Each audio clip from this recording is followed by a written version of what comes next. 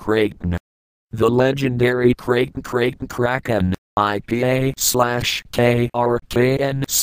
are legendary sea monsters of gargantuan size, said to have dwelled off the coasts of Norway and Iceland. The sheer size and fearsome appearance attributed to the beasts have made them common ocean-dwelling monsters in various fictional works. The legend may actually have originated from sightings of real giant squid that are estimated to grow to 13 meters 46 feet in length, including the tentacles. These creatures normally live at great depths, but have been sighted at the surface and reportedly have attacked small ships. Kraken is the definite article form of krake, a Scandinavian word designating an unhealthy animal, or something twisted.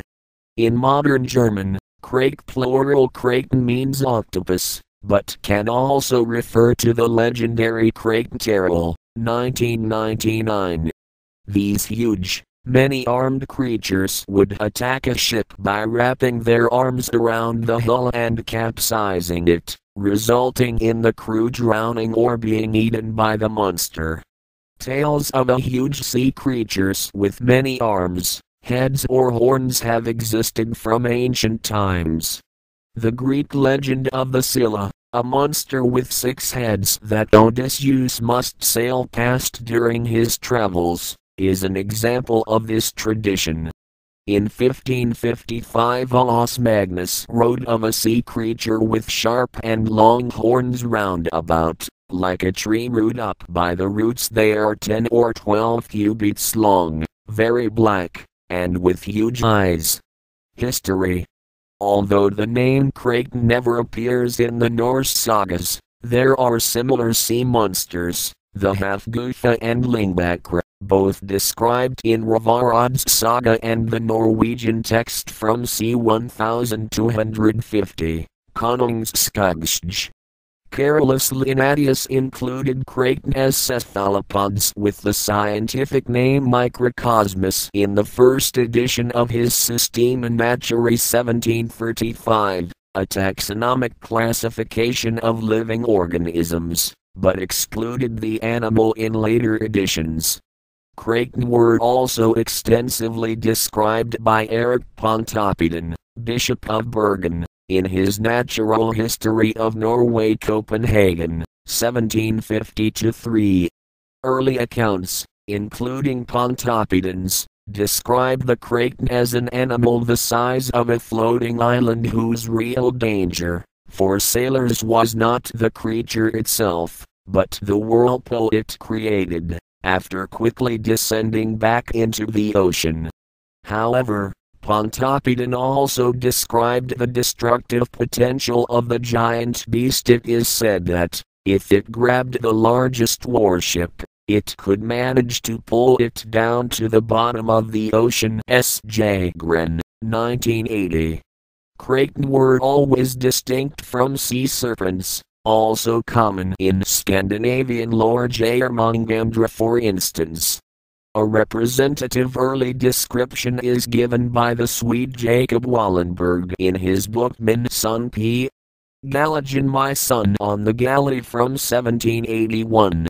Kraken, also called the crabfish, which according to the pilots of Norway is not that huge, for heads and tails counted. He is no larger than our land is wide, that is less than 16 kilometers. He stays at the sea floor, constantly surrounded by innumerable small fishes, who serve as his food and are fed by him in return for his meal. If I remember correctly, what E. Pontoppidan writes, lasts no longer than 3 months, and another 3 are then needed to digest it.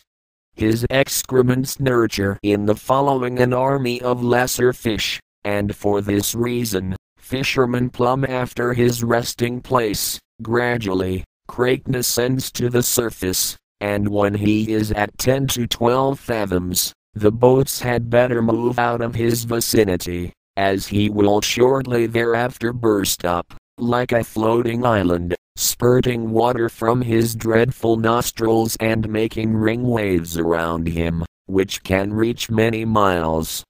Could one doubt that this is the Leviathan of Job? According to Pontoppidan, Norwegian fishermen often took the risk of trying to fish over kraken, since the catch was so good. If the fishermen had an unusually good catch, they used to say to each other, "You must have fished on kraken."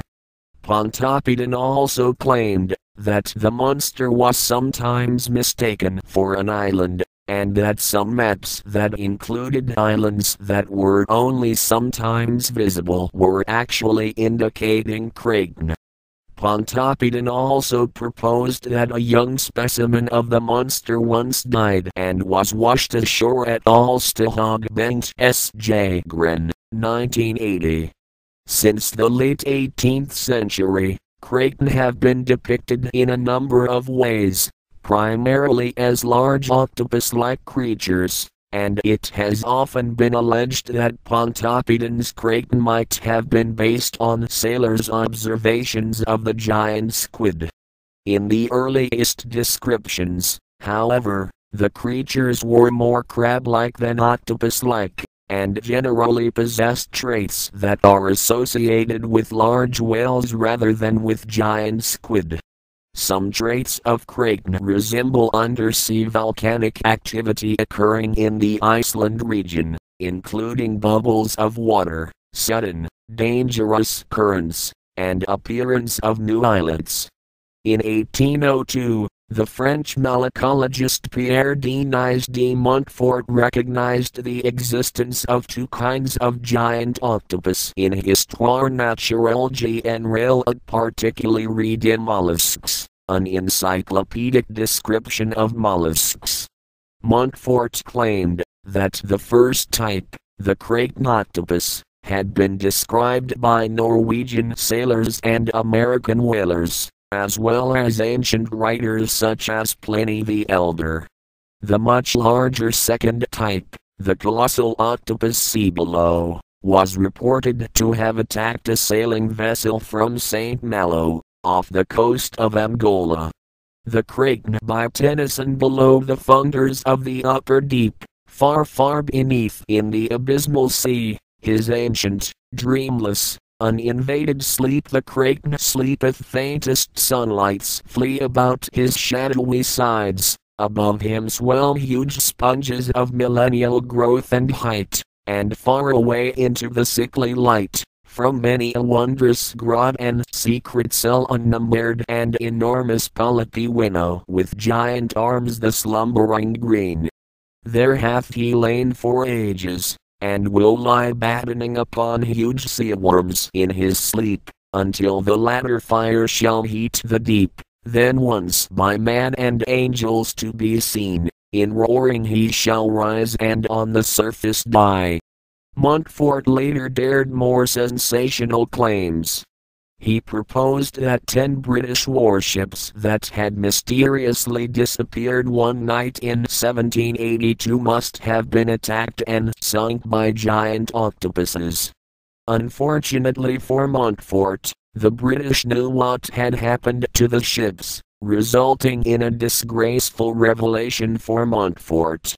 Pierre Denis de Montfort's career never recovered and he died starving and poor in Paris around 1820. S.J. Gren, 1980. In defense of Pierre Denis de Montfort, it should be noted that many of his sources for the kraken octopus probably described the very real giant squid, proven to exist in 1857. In 1830, possibly aware of Pierre Denis de Montfort's work, Alfred Tennyson published his popular poem The Kraken, which disseminated kraken in English forever fixed with its superfluous the. The poem in its last 3 lines also bears similarities to the legend of Leviathan, a sea monster, who shall rise to the surface at the end of days. Tennyson's description apparently influenced Jules Verne's imagined lair of the famous giant squid in 20,000 Leagues Under the Sea from 1870. Verne also makes numerous references to Kraken and Bishop Pontoppidan in the novel.